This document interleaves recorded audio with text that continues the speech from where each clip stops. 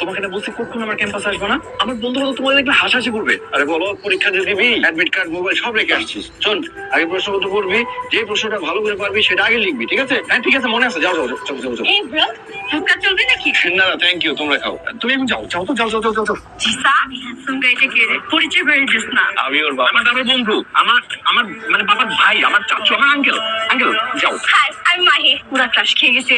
এখন থেকে আমি খাকি করে খাই। এদিক চাপটা ঘাস খাইতে হবে না, ফুচকা খাইতেছ, ফুচকা খাও। শোনো, আমি হচ্ছে ওর বাবা, বুঝতে পারছো? আমার আব্বু। সিরিয়াসলি? এই বয়সে ক্রাশ খাওয়া ভালো। আমি তো ক্রাশ খেতে পারি নাই, ক্রাশ খাওয়ার আগের বয়সে বিয়ে করে ফেলছি।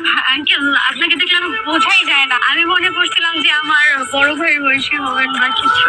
তুই যা ভাবছিস পুরোটা ভুল ভাবছিস। ফুচকা খাইতেছিলি, ফুচকা খা, ক্রাশ খাওয়া লাগবে না। তুমি এখন যাও, প্লিজ যাও। যাচ্ছি, ক্রাশ খাওয়া থেকে চুপ করো, ফুচকা খাওয়ার পরীক্ষা দাও। ও সরি আপু, এই আপনি আমাদের বাসায় কি করেন? আপনাকে সরি বলতে আসছিলাম। এইটা বাসা, এটা তো একটা গোয়াল ঘর। কি ব্যাপার?